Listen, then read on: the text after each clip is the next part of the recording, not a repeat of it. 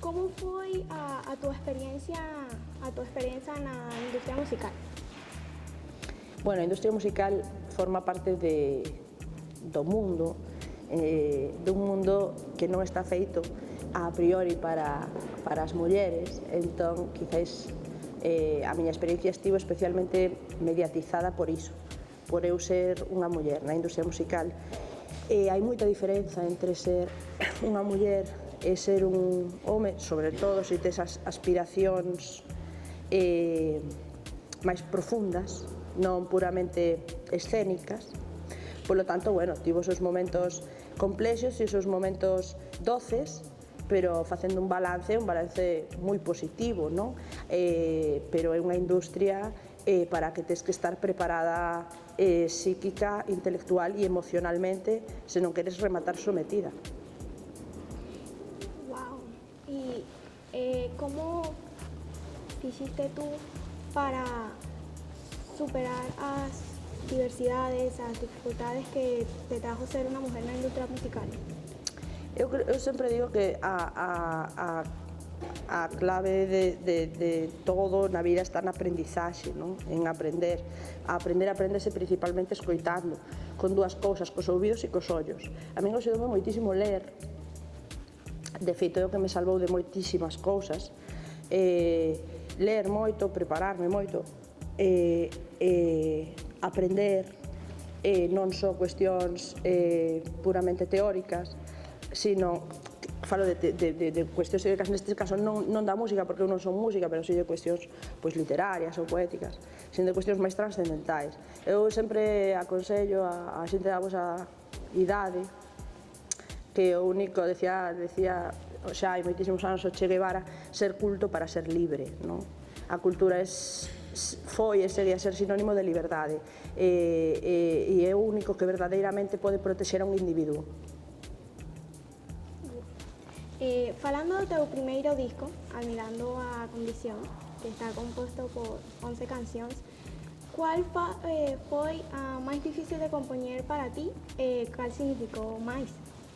Difícil de compoñer ninguna, porque eu son moi visceral facendo cancións. Hai unha anécdota que me gusta moito de Janis Joplin, que seguramente ti non coñecerás, pero foi unha das mulleres máis importantes da historia do rock and roll, e unha vez preguntaronlle, dixeronlle: Janis, vostede é a compositora de moitas desas cancións que canta, non? E Janis Joplin respostou dun xeito moi simpático, dixo: non, eu non as compoño, eu invento máis, non? E eu teño un pouco esa sensación tamén de que non compoño as cancións, sino de que máis invento, porque o meu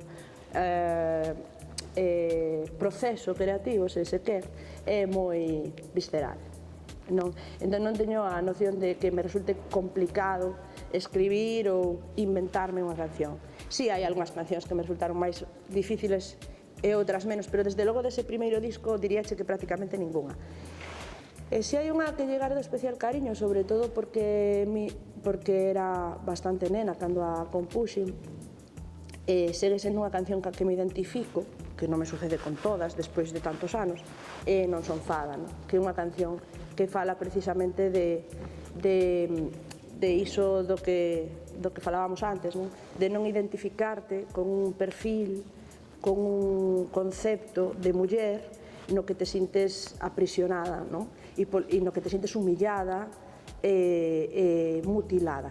Deso fala esa canción, dun modo moi inxenuo e moi inocente, pero moi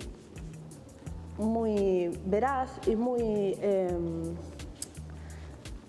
seguro, moi forte, e por eso me sinto orgullosa desa canción. E ademais, esa canción ten a nivel estético reminiscencias do teu lugar de orixe. Recordalle moito a xente precisamente a un joropo. Eu cando a escoitei, eu pensei en eso. Gústame moito a canción. Grazas.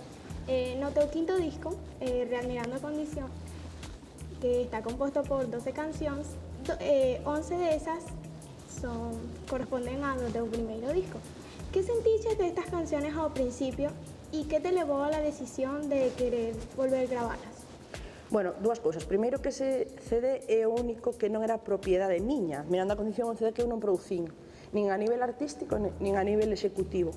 Polo tanto, nin o podía reeditar para que a xente o poidese comprar, antes que aínda se escoitaban discos, isto non existe, non? Pero non o podía reeditar porque non era da miña propiedade. E ademais de que eu non levara a cabo a produción executiva, tampouco levara a artística, e xa non me identificaba en absoluto con esa sonoridade e con esa estética, e ademais pasara xa, digamos, un proceso de enfado por todas estas cosas que comentamos, non? Por todo este rol que se nos reserva no ámbito da industria musical. Pasara xa por un enfado que me levara a decidir ser a dona das miñas equivocacións e a non volverme nunca máis a arrepentir cando de escoitar algo co que non me identifico, é dicir, por permitir que fosen outros quen decidisen, non? Decidín equivocarme eu e ser eu quen asumise a responsabilidade dos meus erros, pero tamén o mérito dos meus acertos. Quisiste darlle o teu toque personal o tu marca personal, non? Exacto, pero foi froito de un proceso bastante traumático, aínda que o resultado e a finalidade fose esa que diste, si foi froito dun enfado, que está ben, a veces os enfados teñen consecuencias moi positivas, sobre todo se sabes canalizalos.